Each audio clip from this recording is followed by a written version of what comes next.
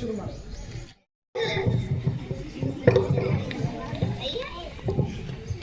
ಕೈಯಾಗ ಏನೋ ಇಟ್ಕೊಂಬಂದ ಕೃಪಾ.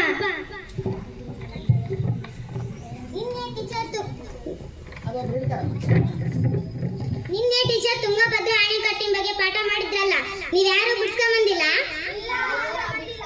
ಅಮ್ಮಮ್ಮ ಗಣಗಜ್ಜೆ ಟೀಚರ್ ಹತ್ತಿರ ಆಡುತ್ತಾಳೆ ನಾಳೆ. ನಿಮ್ಗೆ ಎಲ್ಲ ಗೊತ್ತಾ? ಹಂಗಾರೆ ಎಲ್ಲ ಪ್ರಶ್ನೆ ಕೇಳಿದ್ರೆ ಉತ್ತರ ಕೊಡ್ತಾರಾ? ಚಾಲೆಂಜಾ? ನೀನು ಪ್ರಶ್ನೆ ಕೇಳ್ತೀನಿ, ನಾವು ಉತ್ತರ ಹೇಳ್ತೀವಿ. ನಮಗೇನ್ ಕೊಡ್ತೀವಿ ನೀನು? ಸರಿ.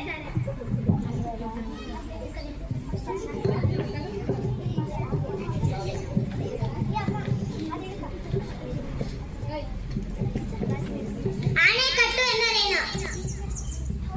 ನದಿ ಅಥವಾ ಕಾಲುವೆ ನೀರನ್ನು ತಡೆದು ಅದನ್ನು ನಿರ್ವಹಿಸಲು ನಿರ್ಮಿಸಿದ್ದ ಕಟ್ಟಡ.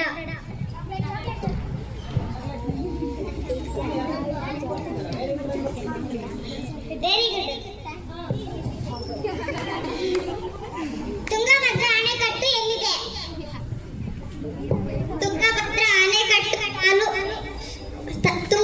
ಅಣೆಕಟ್ಟು ಹೊಸಪೇಟಿನ ತಾಲೂಕು ವಿಜಯನಗರದಲ್ಲಿ ಇದೆ. Very good. ತುಂಗಭದ್ರಾ ಅಣೆಕಟ್ಟಿನ ಹಳೆಯ ಹೆಸರೇನು? ತುಂಗಭದ್ರಾ ಅಣೆಕಟ್ಟಿನ ಹಳೆಯ ಹೆಸರು ಪಂಪಸಾಗರ. Very good. ತುಂಗಭದ್ರಾ ಎಂದರೇನು?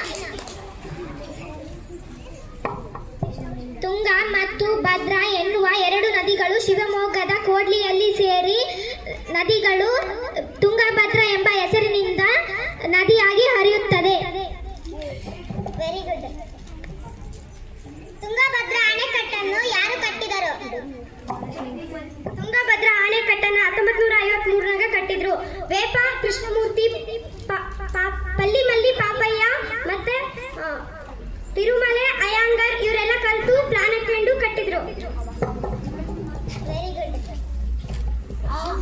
ತುಂಗಭದ್ರಾ ಅಣೆಕಟ್ಟಿನ ಕಟ್ಟಡದ ವಿಶೇಷತೆ ಏನು?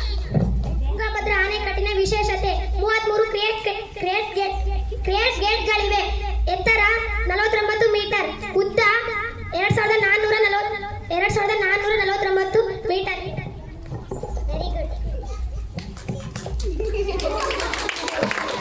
ತುಂಗಭದ್ರಾ ಅಣೆಕಟ್ಟಿನ ಉಪಯೋಗಗಳೇನು? ನೀರಾವರಿ ಜಲ ವಿದ್ಯುತ್ ಉತ್ಪಾದನೆ, ನೀರಾವರಿ ಜಲ ವಿದ್ಯುತ್ ಉತ್ಪಾದನೆ, ಕೃಷ್ಣಾ ನದಿ ಜಲನಯನ ಪ್ರದೇಶದಲ್ಲಿ ಪ್ರವಾಹ ನಿಯಂತ್ರಣಕ್ಕಾಗಿ ಕಟ್ಟಿದ್ದಾರೆ. ಯಾವ ಭಾಗದ ಜನರಿಗೆ ತುಂಗಭದ್ರಾ ಅಣೆಕಟ್ಟಿನಿಂದ ಉಪಯೋಗ ಆಗಿದೆ? ಕರ್ನಾಟಕದ ಬಳ್ಳಾರಿ, ಕೊಪ್ಪಳ, ರಾಯಚೂರು, ಆಂಧ್ರ ಪ್ರದೇಶದ ಅನಂತಪುರ, ಕರ್ನೂಲು, ಕಡಪ ಈ ಎಲ್ಲ ಜಿಲ್ಲೆಗಳಿಗೆ ತುಂಗಭದ್ರಾ ಅಣೆಕಟ್ಟು ಜೀವನಾಡಿಯಾಗಿದೆ. ಕೊನೆಯ ಪ್ರಶ್ನೆ, ತುಂಗಭದ್ರಾ ನದಿಯ ನೀರಿನ ವಿಶೇಷ ಗುಣ ಏನು?